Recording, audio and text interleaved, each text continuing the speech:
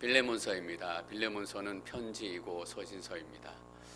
빌레몬서는 크게 두 가지 특징을 가지고 있습니다. 첫 번째는 우리가 소위 말하는 옥중 서신 중에 한 권입니다. 에베소, 빌립보, 골로새, 또 빌레몬서, 이 네 가지 서신서는 사도 바울이 로마에 처음으로 갇혔을 때 기록했던 편지입니다. 여러분, 감옥에서 밖으로 편지 쓰는 건 쉽지 않은 거예요. 그때나 지금이나 다 마찬가지일 거라고 제가 생각이 됩니다. 특별히 그때는 종이나 여러 가지 편지를 쓰고 전달하는 그런 것들이 용이하지 않았기 때문에 옥중에서 쓴 편지는 물론 다른 서신서들도 중요한 의미를 가지고 있지만 또한 중요한 의미를 가지고 있겠다 저희가 생각할 수 있습니다. 그리고 두 번째 특징은 뭐냐면 다른 서신서들은 다 교회에 그 편지를 보냈는데 이 빌레몬서는 빌레몬 개인에게 쓴 편지다라는 거예요. 빌레몬이라는 사람이 있었고 또 오네시모라는 빌레몬의 종 노예가 있었습니다. 이 오네시모가 빌레몬의 돈을 훔쳐가지고 도망간 거예요. 그 당시 로마 시대에 종이 도망갔다, 또 종이 돈을 훔쳤다, 이것은 엄청난 사건입니다.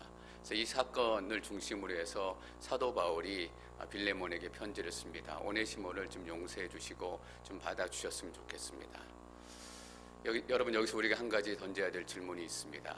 왜 빌레몬서가 사도 바울이 개인적으로 보낸 편지이고 한 사람을 잘 돌봐달라고 얘기한 그런 편지인데 그것이 성경에 기록되고 또 보존되었을까라는 점이에요. 왜냐하면 이 빌레몬서 안에는 구체적으로 복음을 살아내고 복음의 능력을 경험했던 사람들의 구체적인 이야기와 변화가 있기 때문이에요. 빌레몬이 변했어요. 그전엔 용서할 수 없던 사람이었지만 빌레몬이 복음을 만나고 용서하게 된 거예요. 오네시모가 변했어요. 그전에는 종으로 살았지만 예수님 만나고 또 새로운 삶을 살게 된 거예요. 여러분, 두 사람이 변하고 용서하기는 과정을 통해서 그 교회들이 얼마나 큰 변화와 영적인 부흥을 경험했을지 한번 생각해 보세요. 1907년 평양 대부흥 그 역사적인 사건이 어떻게 시작이 됐어요? 한 사람의 회개 간증으로부터 시작이 된 거예요. 그 작은 도화선이 온 나라를 성령으로 들끓게 했고 성경으로 변화시켰던 것처럼 이 개인적인 사건이지만 저는 이 개인적인 사건이 이 교회에 너무나 영적인 큰 파급력을 가지고 있었기 때문에 빌레몬이 자기가 읽고 버린 것이 아니라 교회가 보존하고 결국에는 성경에 남아 기록되어 있다라고 저는 믿습니다. 그리고 또 한 사람, 바울의 변화를 저희가 읽을 수 있기 때문이에요. 바울은 고집도 세고 성질도 나쁘고 자존심도 센 사람이었어요. 자기가 동역하다가 사역 방향이 마음에 안 들면 마가도 쫓아버리고 유일한 동역자고 큰 힘을 주었던 바나바, 어떻게 보면 바울에게는 영적인 멘토, 가장 큰 영적인 서포터였어요. 바나바와도 헤어질 정도로 방향이 맞지 않으면 그냥 과감하게 헤어지는 그런 성격을 가지고 있어요. 그리고 다른 사람들한테 신세지는 게 너무 싫었기 때문에 사역을 하면서도 본인이 텐트를 만들어서 직접 자기가 먹을 것은 자기가 썼어요. 아마 사도 바울 사역 초기에 이런 일이 일어났다면 사도 바울은 빌레몬서를 기록하지 않았을지도 모르겠어요. 이때 사도 바울이 빌레몬서를 기록할 때쯤은 사역을 한 20년 이상 한 상황이고 그리고 사도 바울의 나이가 60세 정도 됐을 정도예요. 복음을 경험하고 복음을 살아보고 인생을 그 정도 살아보니까 교회를 세우고 또 하나님의 놀라운 일들을 이루어가는 것 물론 중요하지만 정말 가장 중요한 가치는 한 사람을 세우고 한 사람을 섬기는 데 있다라는 것을 깨달은 거예요. 이 빌레몬서를 묵상하면서 가장 위대한 사역자는 누구냐? 대형 교회를 세운 목사님이 아니라 내 옆에 있는 한 사람을 위해서 눈물 흘리고 그 눈물의 기도의 열매를 같이 경험한 한 평범한 성도가 가장 위대한 사역자, 가장 위대한 미니스트리라는 걸 제가 깨닫게 됐어요. 사도 바울이 사역을 하면서 점점 그걸 깨닫게 된 것 같아요. 빌레몬서를 보면 사도 바울이 자기 자존심 다 내려놓고 얘기하는 걸 여기저기서 읽어요. 나이 많은 내가, 그렇게 역동적이고 정력적으로 사역했던 사람이 지치고 나이 많은 내가 라고 스스로 고백하는 게 얼마나 자존심 상했겠어요. 근데 나이 많은 내가 감옥에 갇혀서 여러 번 그런 얘기를 해요. 모든 걸 다 내려놓고 얘기할 수 있었던 것은 내가 오네시모 이 한 사람을 살려야 되겠다 이 마음밖에 없었던 거예요. 여러분, 예수 그리스도의 마음이 이 마음이에요. 내가 어떤 사람들에게 침을 뱉든 모욕을 당하든 십자가의 죽임을 당하든 내가 한 영혼을 살릴 수 있다면 하나님, 저들이 저 자신의 죄를 알지 못합니다. 죽어가는 그 자리에서도 모든 것을 용서하신 예수님이세요. 여러분, 우리는 한 사람의 가치를 잊지 말아야 해요. 앵커리지 온누리교회 좋은 공동체, 건강한 공동체, 큰 공동체가 되는 게 너무 중요하지만 그 공동체가 어떻게 시작이 되는가? 한 사람이 복음을 만나고, 한 사람이 예수 그리스도를 경험하고, 한 사람을 묶고 있었던 어둠의 영적인 권세가 끊어지면서 이 공동체가 시작되는 거예요. 여러분, 그 상세한 구체적인 사건들이 이 빌레몬서예요. 왜 빌레몬서가 남았을까? 오네시모가 변했기 때문이고 빌레몬이 변했기 때문이에요. 빌레몬이 용서 안 해줬다? 그렇다면 빌레몬서는 남지 않았을 거예요. 복음으로 살았던 사람들의 구체적인 삶의 증거, 간증이 빌레몬서예요. 여러 가지 교리에 대한 서신서들이 있지만 이 빌레몬서는 그 교리에 대한 서신서들의 결정판이다라고 저는 믿어요. 교리를 믿고 사는 사람들, 그 말씀으로 살았던 사람들이 이렇게 살아야 된다라는 거예요. 빌레몬서가 한 장밖에 안 돼요. 그래서 중요하지 않게 다뤄지는 적이 많지만 이런 의미에서 보면 사도 바울의 다른 어떤 서신서보다 중요한 의미를 가지고 있다라고 저는 믿습니다. 1절, 2절 말씀 읽습니다. 1절 시작.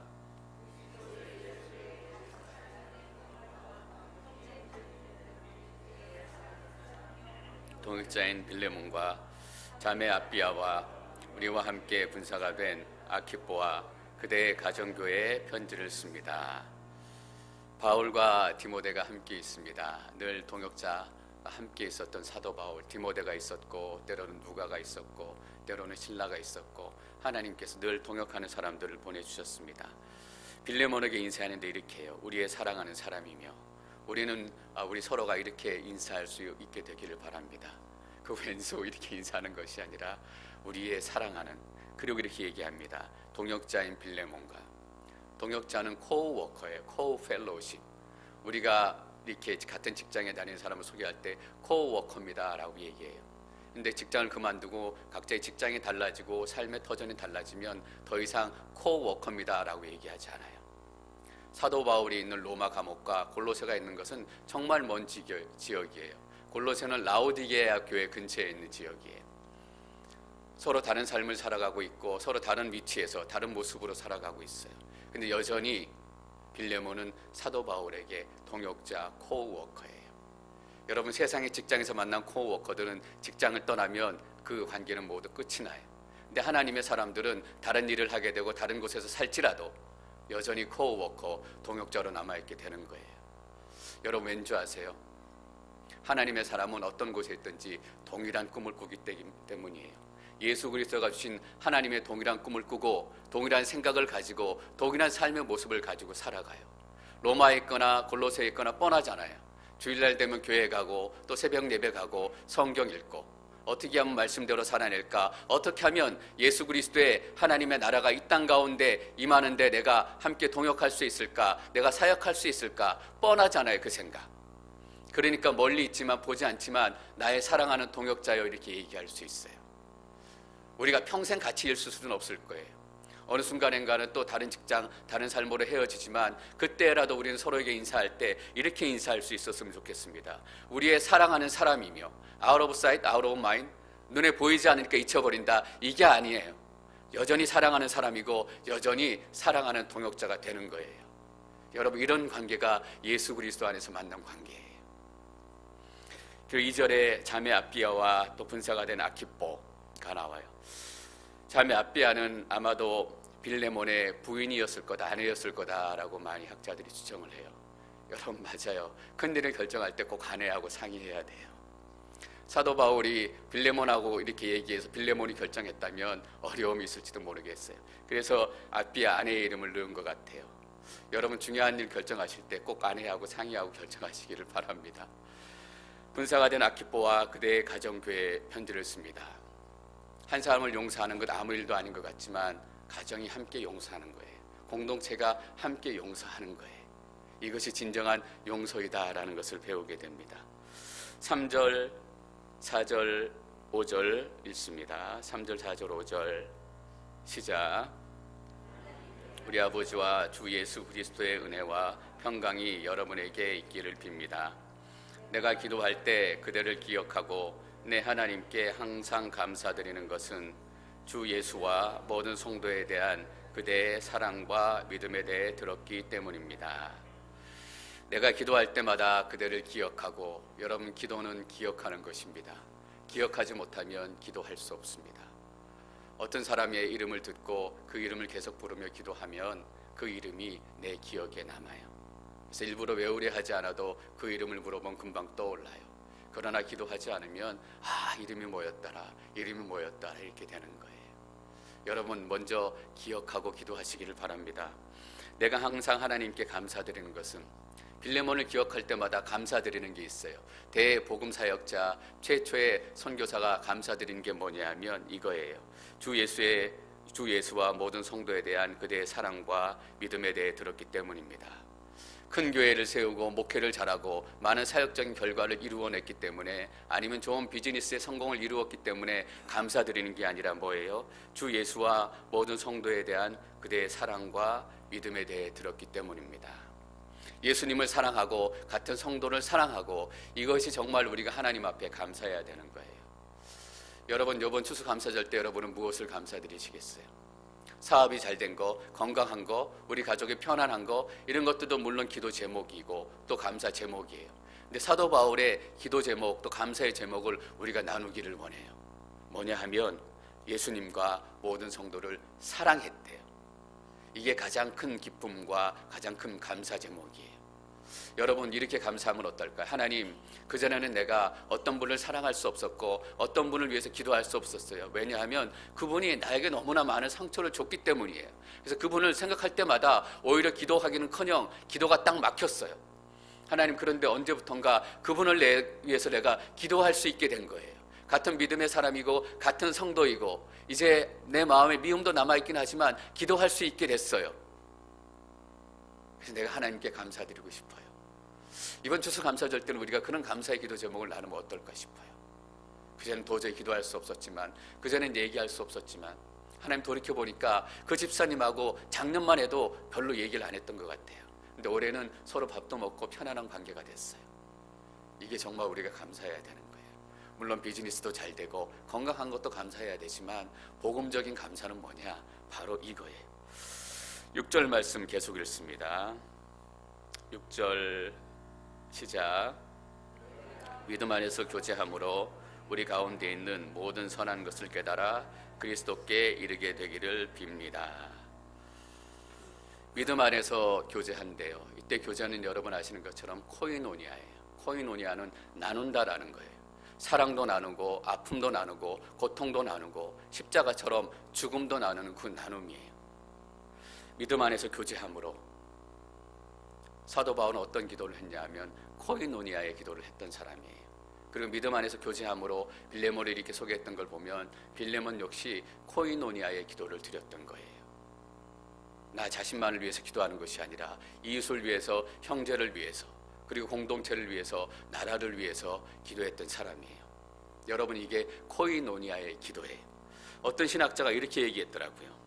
나를 위해서는 몇 시까지 기도해야 하고, 형제, 자매, 이웃을 위해서는 몇 배까지 기도해야 하고, 교회와 세상을 위해서는 몇 천 가지 기도해야 된다라는 거예요.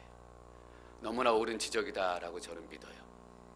나를 위해서 몇 천 가지 기도 제목을 가지고 있고, 형제 자매를 위해서 몇 백 가지, 교회와 세상을 위해서 몇십 가지 기도 제목이 가지고 있다면 거꾸로 된 거예요.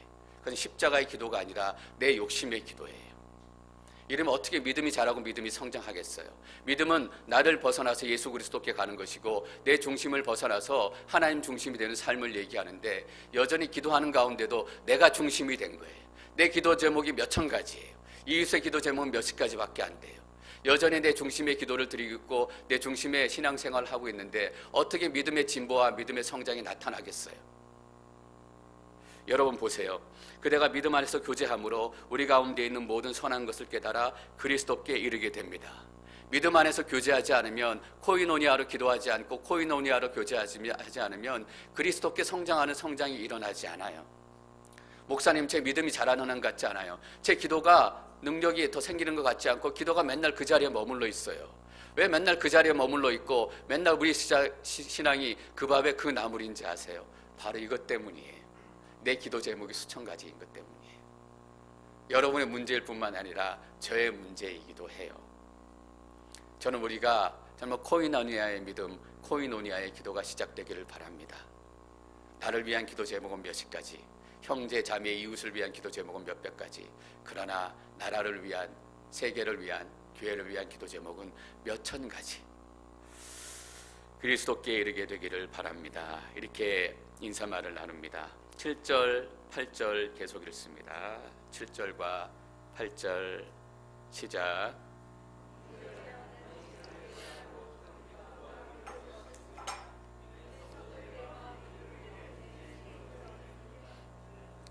그러므로 나는 그리스도 안에서 그대가 마땅히 행할 것을 매우 담대하게 명령할 수도 있지만 9절까지 읽습니다. 9절.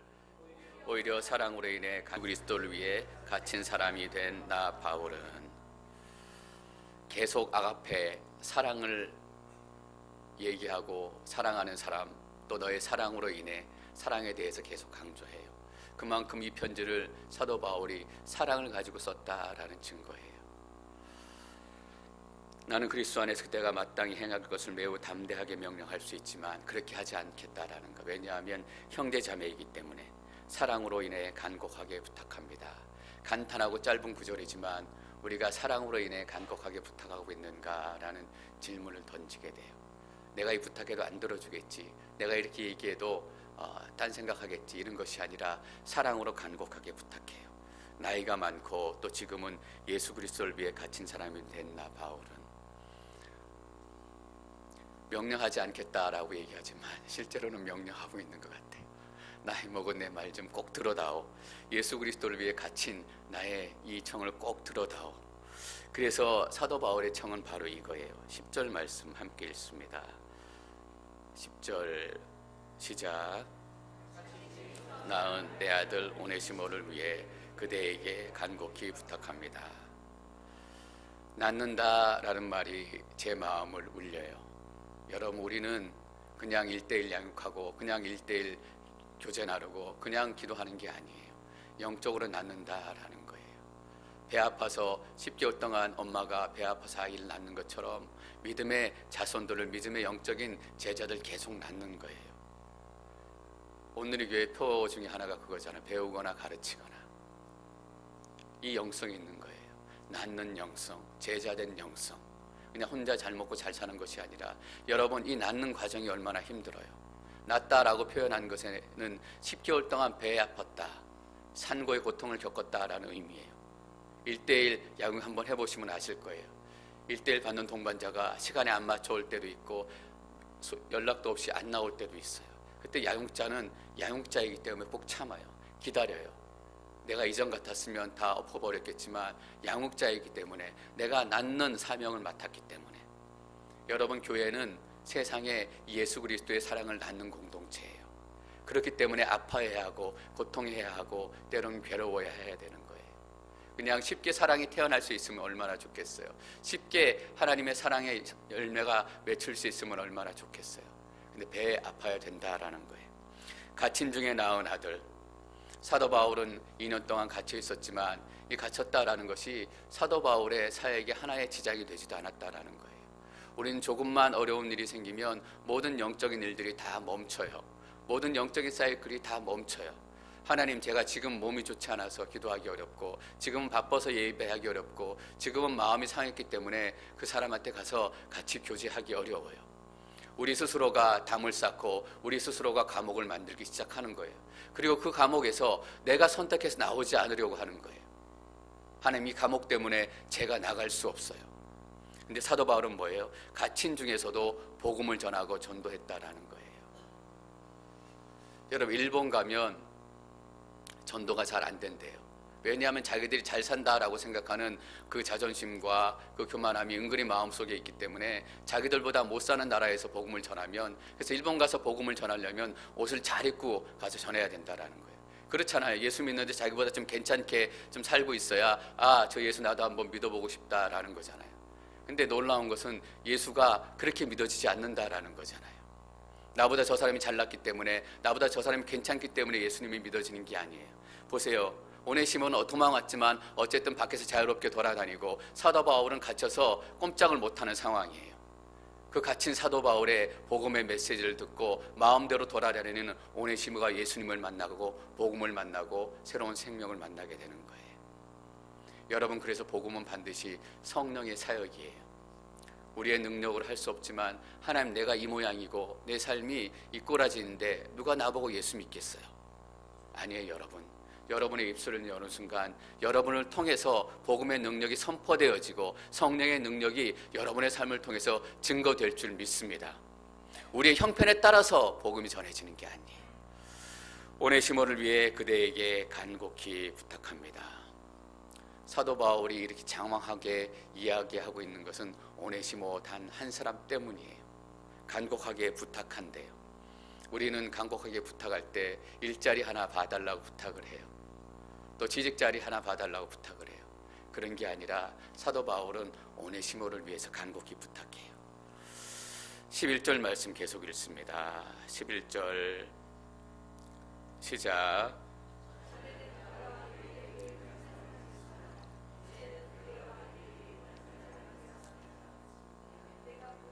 11절만 읽겠습니다. 전에는 그가 그대에게 무익한 사람이었으나 이제는 그대와 내게 유익한 사람이 됐습니다.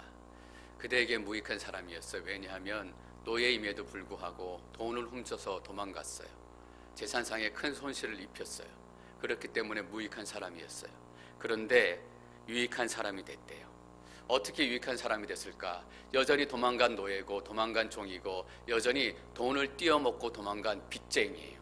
상황이 하나도 변한 것이 없는데 무익한 오네시모가 유익한 오네시모로 바뀐 거예요. 여러분, 우리에게 무익한 것, 유익한 것의 기준을 새롭게 세워야 합니다. 우리가 생각하는 우리에게 유익함, 무익함은 뭐예요? 우리에게 이익이 되는 것, 우리에게 도움이 되는 것은 우리에게 유익함이에요. 저 사람은 나에게 유익한 사람이다. 나에게 도움을 주는 사람이에요. 나에게 좋은 말을 해주는 사람이에요. 저 사람은 나에게 무익한 사람이다. 내 돈 띄어먹고 도망간 사람이에요. 나에게 상처 준 사람이에요. 그런 것이 아니라 성경에서 말하는 유익과 무익은 복음으로 예수 그리스도를 만났냐라는 거예요. 내 돈을 띄어먹고 도망갔지만 복음으로 그 예수님을 만났고 새로운 삶을 얻었고 하나님 나라 백성이 되었기 때문에 오네시모가 사도 바울인 나와 빌레몬에게 유익한 사람이 된 거예요.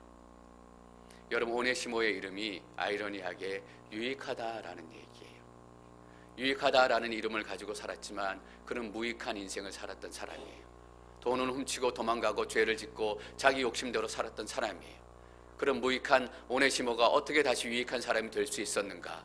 사도 바울을 통해서 복음을 듣고 예수 그리스도를 만나고, 예수님, 나는 죄인입니다. 십자가에 내 모든 죄를 못 박습니다. 내가 예수님으로 인하여 새로운 생명이 됐습니다. 유익한 인생이 됐습니다. 이것을 믿음으로 고백하고 선포했기 때문이에요.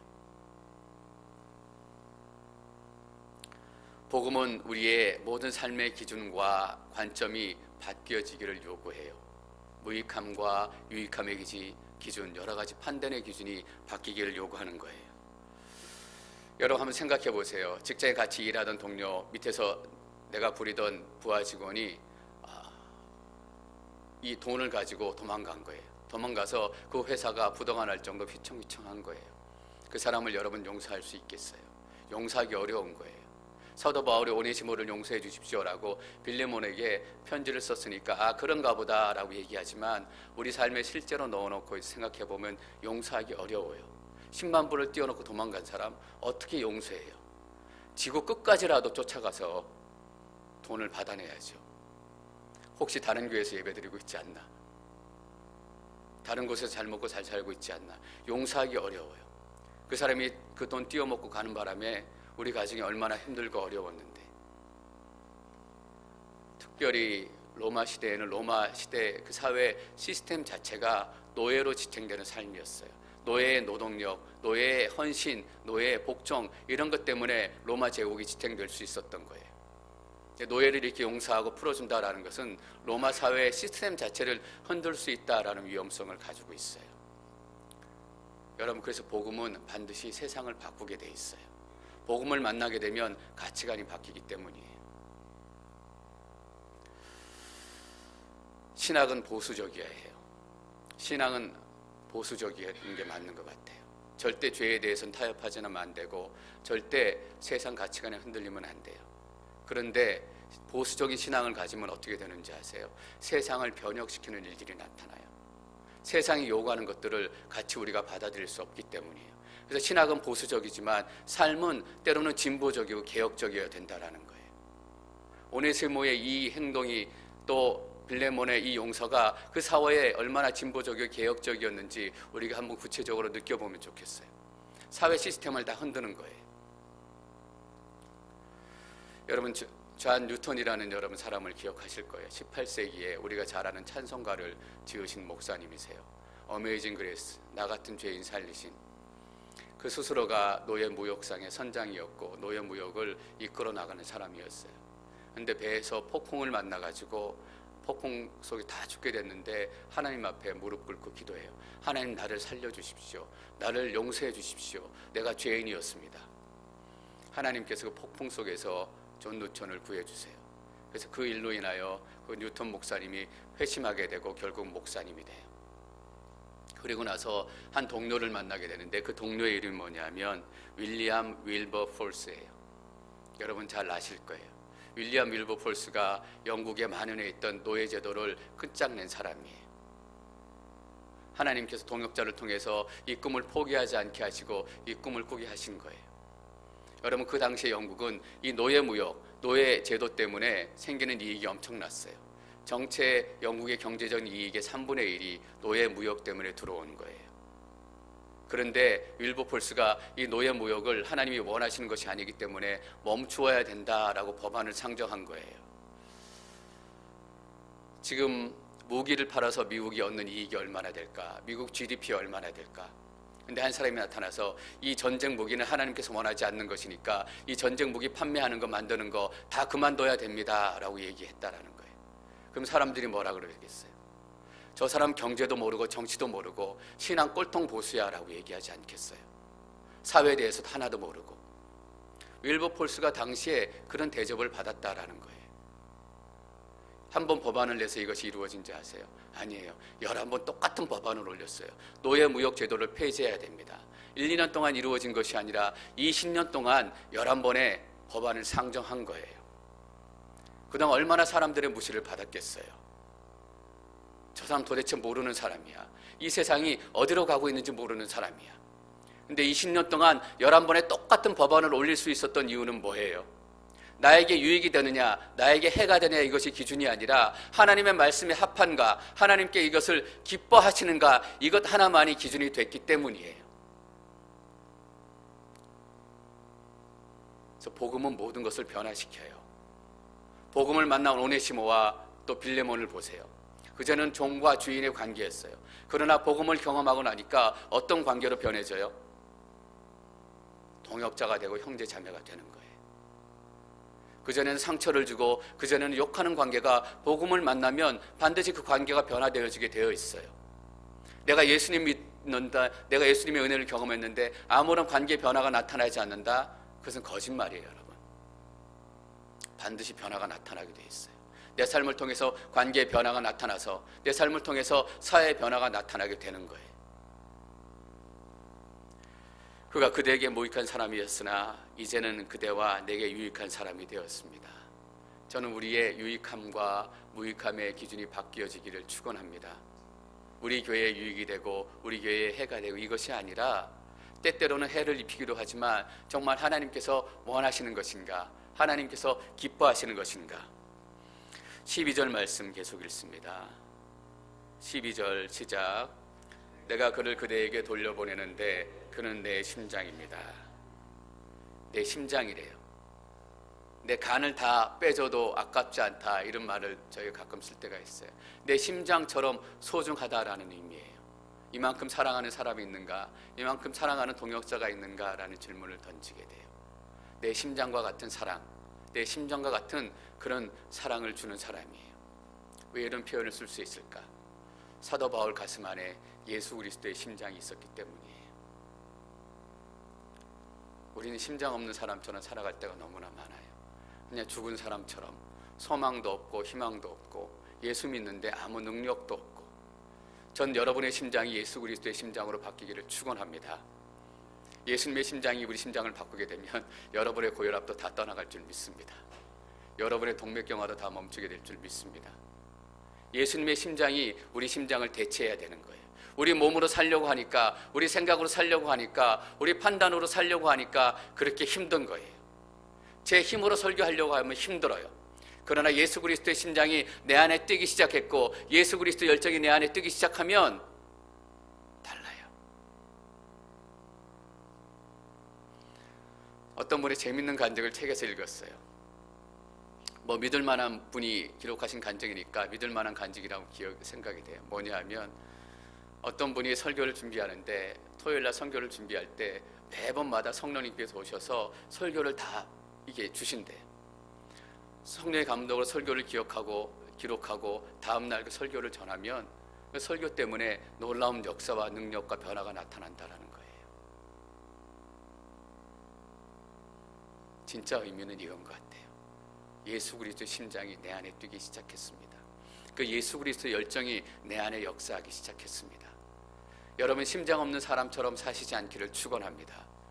간신히 교회에 나오는 것이 아니라 간신히 기도하는 것이 아니고 예수 그리스도의 심장, 죽어가면서도 한 영혼을 더 구원하시기 위해서 눈물 흘리셨던 예수 그리스도의 그 마음, 그것이 빌레몬서에 담겨져 있는 거예요. 빌레몬서가 왜 개인적인 편지임에도 성경 안에 남아있고 성경 안에서 우리에게 감동을 주는가? 이 놀라운 역사가 기록되어 있기 때문입니다. 13절 말씀 계속 읽습니다. 13절 시작. 닫혀있는 동안 그대 대신 나를 돕게 하고 싶었습니다. 14절 계속 읽습니다. 14절 시작. 내가 아무것도 하고 싶지 않습니다. 이는 그대의 선한 일이 억지에 의해서가 아니라 자발적으로 하는 일이 되게 하기 위한 것입니다. 내게 머물고 싶지만 오네시모가 옆에서 머물러 사도 바울을 도와주는 게 사도 바울 몸에는 또 사도 바울 생활에는 유익해요. 그러나 더 유익함, 복음 안에서 유익함이 무엇인지 사도 바울은 깨닫던 거예요. 오네시모를 빌레몬에게 보내서 그 공동체가 진정으로 예수 그리스도의 용서를 경험하기를 원했던 거예요. 이런 글을 본 적이 있어요. 어떤 사람을 용서한다는 것은 그 사람을 묶고 있는 결박을 풀어주는 것이다. 그래서 그 사람을 자유케 하는 것이다. 그러나 그 사람을 자유케 하고 나면 정작 자유케 된 사람이 내 자신인 것을 깨닫게 된다라는 거예요. 여러분 오네시모를 보냈어요. 오네시모를 빌레몬이 용서했을 거 아니에요. 용서하고 나니까 빌레몬이 깨달은 것은 무엇일까요? 용서받은 건 나구나. 오네시모가 아니라 빌레몬 내 자신이구나. 그 삶 안에 더 큰 예수 그리스도의 용서의 은혜, 더 큰 하나님의 은혜가 시작되었다라고 저는 믿습니다. 여러분 용서하는 것이 힘들어요. 근데 용서가 복음의 핵심인 것은 용서하고 나면 우리가 은혜를 누리고 복음의 능력을 누릴 수 있기 때문이에요. 이 복음의 핵심이 이 빌레몬서에 담겨 있는 거예요. 오늘 말씀을 나누고 우리는 빌레몬서를 또 스쳐 지나갈 거예요. 그러나 스쳐 지나가는 한편의 서신서가 아니라 빌레몬을 통해서 또 오네시모를 통해서 사도 바울을 통해서 보여주셨던 이 복음의 능력을 우리가 잊지 않기를 원합니다. 용서하면 그 자리에서 내가 새롭게 시작되는 거예요. 이제는 더 이상 내가 사는 것이 아니라 내 안에 예수 그리스도께서 살기 때문에 내 안에 예수 그리스도의 심장이 뛰기 시작하는 거예요. 여러분 삶이 바뀌시게 될 것입니다. 여러분 인생이 예수님 때문에 바뀌게 될 것입니다.